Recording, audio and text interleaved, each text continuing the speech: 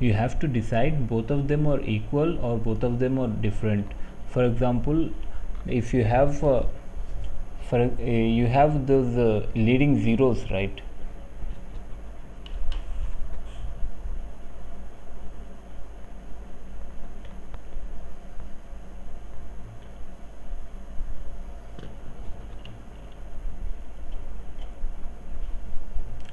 So that is the reason behind applying alpha routine, so that this is the external format and this will be the internal format, and it has to be this has to be converted to this format when the length of the character is 7.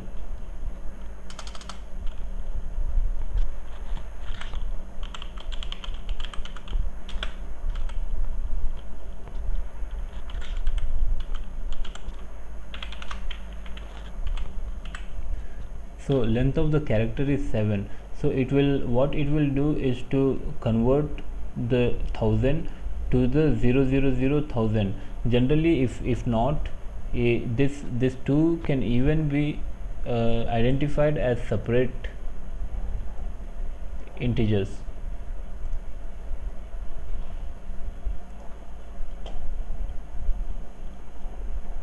So there is a compounding. Here you will see the compounding tab.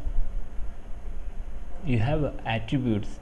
Here in attributes you can define the other characteristics to make it master data, and to give attributes to the characteristic. Just as we have seen the master data load, here we have this other 3 characteristics given to the customer identity, and all these characteristics are displayed when you load the data to the characteristic zcustid. So here we are just maintaining the data in customer ID, and we are getting all the descriptions of the customer ID as a different object.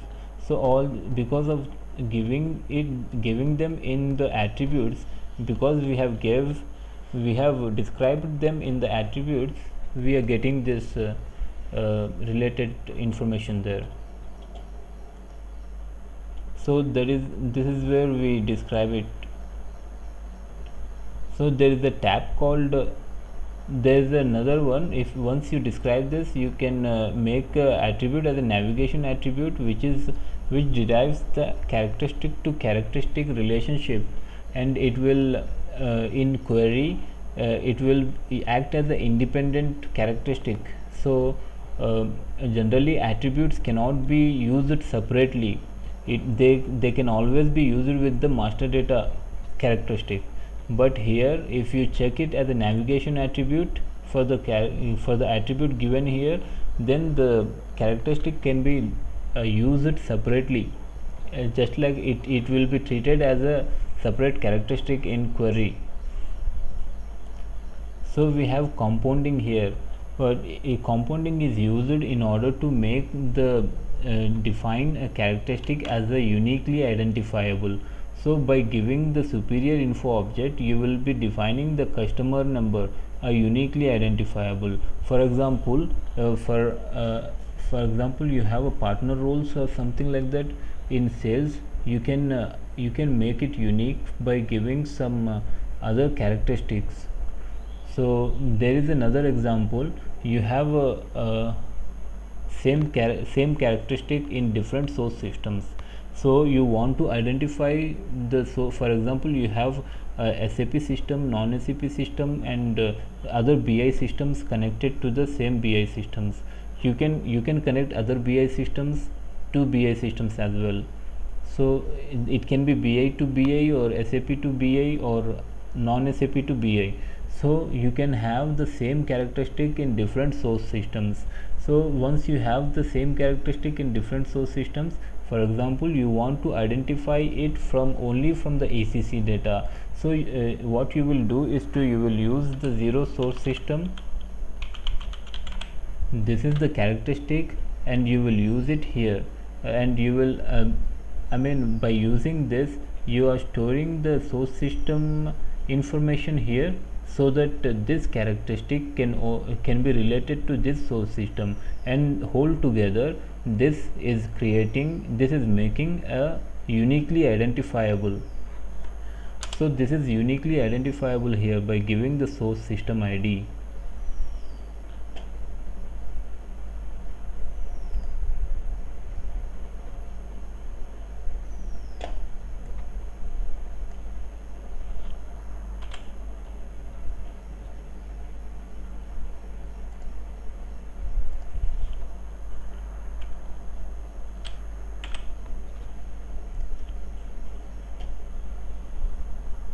Okay.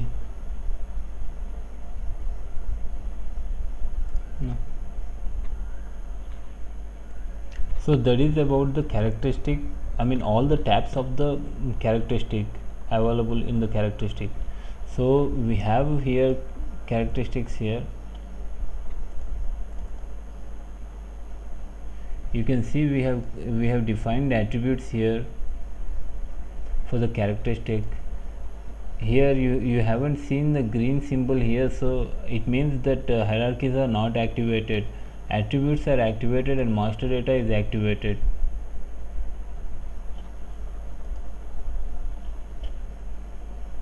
So that's how you create a characteristic.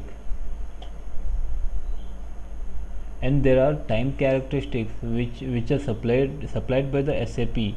If you create time characteristic, a user defined time characteristic, then you can use them, but you cannot give the automatic transformation which the SAP characteristics can do. For example, you have a 0 cal day here, 0 cal day in the source.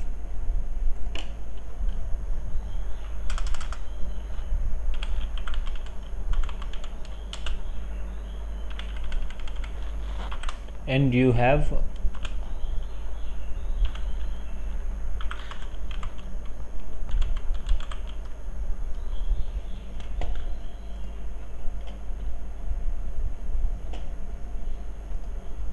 so these are standard ones. You have 0 calculator here, so you have in transformation you have mapped 0 cal day to 0 calculator, and then in that case the system will take cal day and system will provide calculators from the cal day. It will derive automatically for us in transformation. If this is z cal day,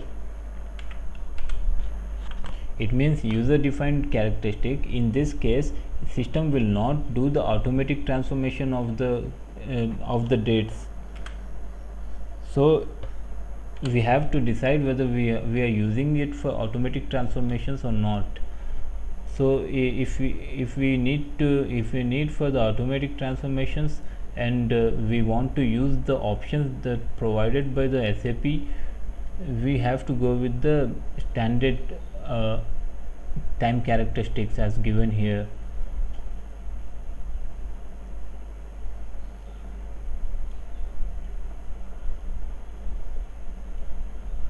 So key figures are meant to be added to the fact table of the star schema. For example, key figures are summable and they make mathematic operations. So for that purpose we use key figures. When you create the key figure, you have 3 tabs in the key figure. Mainly you have to define the unit or currency, and either it is a data type, amount, or quantity, or number, integer. You have to define the data type and the currency for the key figure. These two are mandatory, and once you define as amount, you have to give 0 currency for the unit. If you define the quantity, you have to give 0 unit as the unit.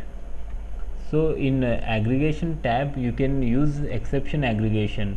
Exception aggregations are they are used to calculate in analytical engine. So these calculations can refer to a deeper level of detail than in the analysis tool. You have an exception aggregation option in queries, so you can use the exception aggregation in queries as well. But if you use it here, if you use it while modeling the key figure, and you can give the characteristic here for the reference. By using the exception aggregation here, you will be doing the calculations in the analytical engine in BW. so that it won't be the burden on analysis, and the performance will be better there.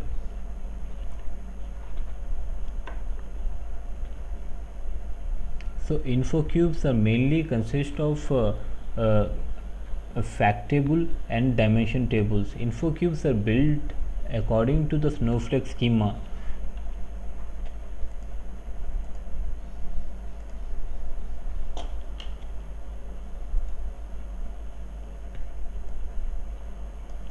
Here we will see, we will create an info cube.